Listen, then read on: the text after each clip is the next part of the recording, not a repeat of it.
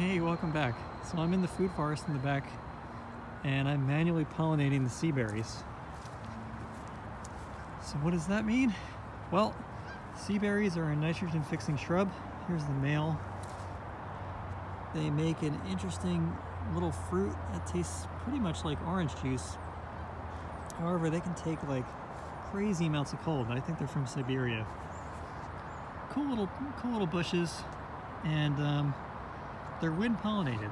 So we've got wind that comes from the east.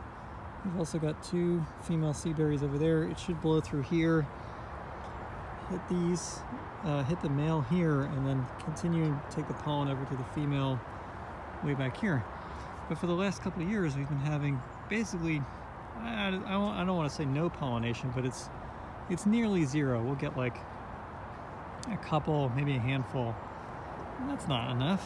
So I cut one of the branches off of there, and I walked over to the female and just kind of hit the branches together.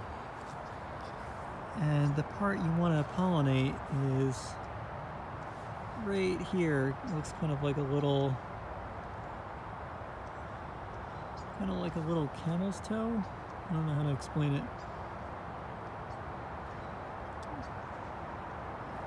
So I kind of walked along here, just kind of smacked all the branches together.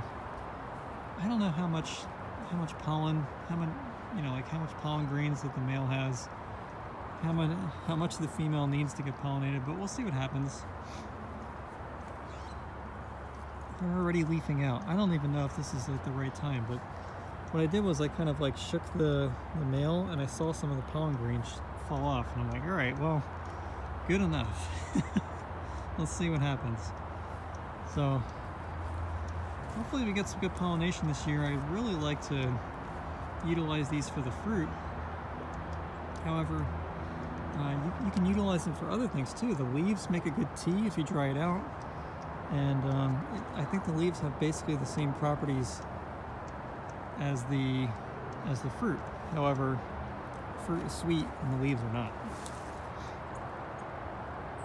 So the idea is that since we're in the Northwest and I can't really grow oranges out here, although I might be able to grow Satsuma mandarins, I'm still working on that crazy idea.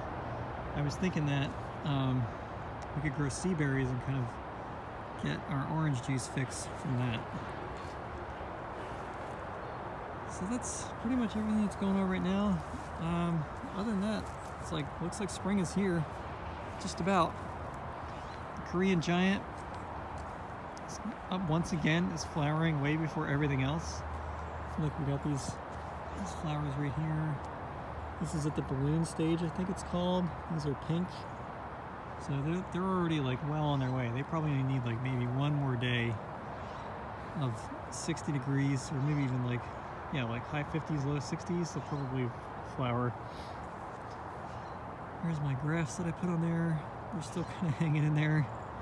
I don't know, this one has like a little bit of it's kind of got a bit of an angular thing going on here. I think it's drying out. I hope it's not though. Same thing with the other one, a little bit. Yeah, I don't know. I've had trouble grafting onto this Asian pear tree, this Korean giant. I don't know why, I can't seem to get the grafts to work out. I mean, it always happens like when you want to go out grafting, or like when the grafting material shows up, it's like freezing and windy outside. So you're trying to get it done fast, and maybe I just am not doing a good job.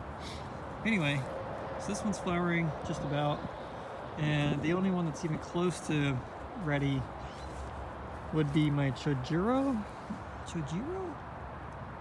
That's pretty close. No, it's much further behind. So same thing's going to happen this year. I think that happened last year, which was Korean giant over here lost like, I want to say probably half its flowers, maybe more than that, before this one was able to catch up. So I don't know. We'll see what happens. Hopefully we have a good pear harvest. And yeah, that's it for now. Just walking around pretending to be a bee.